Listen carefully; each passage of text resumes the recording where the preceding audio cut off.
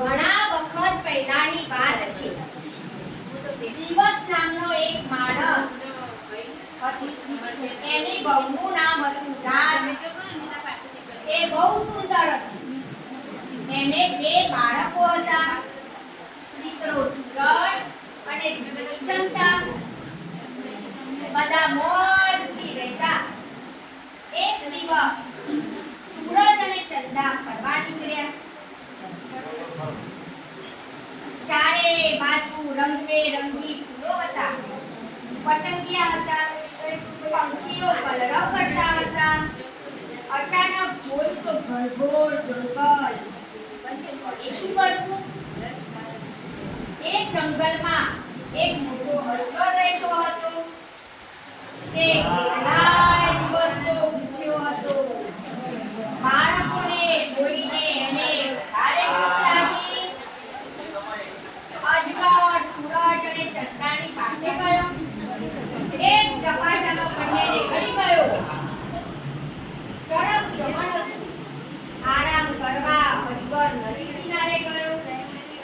આ બાજુ દિવસ અને રાત ચિંતાનો પાર નહીં. બાળકોને શોધી શોધીને થાક્યા. એક ઝાડની નીચે બેઠા.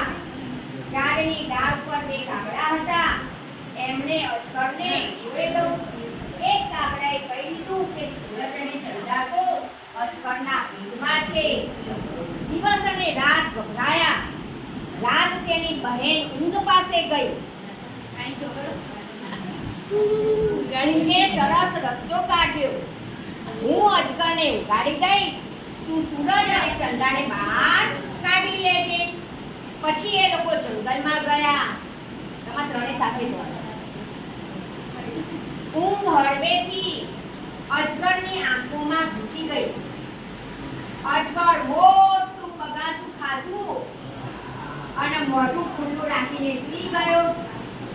રાત અજગરની ઉપર પડી. બંને બાળકોને બહાર ધકેલી દીધા. બધાએ રહી ગયા. ઊંઘ પણ કૂદીને બહાર નીકળી અને અલોપ થઈ ગઈ. અજગર તો જાગી ગયો. એને બાળકોને દોડતા જોયા. એ એમની પાછળ દોડ્યો. પણ સૂરજ અને ચંદા તો પહાડ પર ચઢીને આકાશમાં